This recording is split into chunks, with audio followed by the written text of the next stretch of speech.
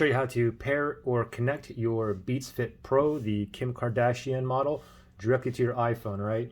Very simple here. So first thing you got to do is make sure you turn your Bluetooth on. So just go to settings, go to Bluetooth, and make sure that this is toggled on. Okay, so we're going to turn on Bluetooth right there. Now make sure you close the lid, and then as soon as you open it, you should see it start blinking white as in pairing mode, and it should find it right away.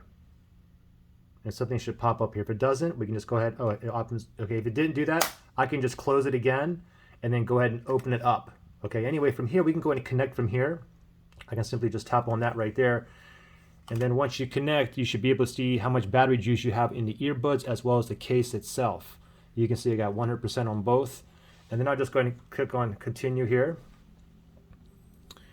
And now I'm connected, so if I want to see the battery percentage or whatnot again, I can always go to settings here, and now you can see the Beats Fit Pro, it's connected. So if I tap on that eye right there, I can see the battery percentage in the case and the earbuds itself, and I have other settings down here too. Okay, now let me just do this. Okay, let me go ahead and forget this device, and let me go ahead and do this over. Now, just in case if you guys have trouble connecting, if you're like doing this and you open it up, and this here doesn't pop up, then what you can do is just go directly to settings, okay? So as long as it's still blinking here, in white blinking light, we can just go to settings here.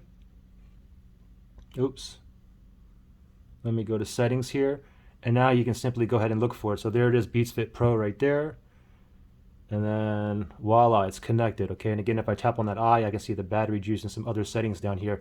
Now the thing is, if you're not able to connect, or if you have issues, then what I would recommend is just go ahead and factory reset this, and I'll show you how to factory reset it in another video. Look in the link below, and I'll show you how to reset this so that you can, if you have any connecting issues or whatnot, all right? Good luck.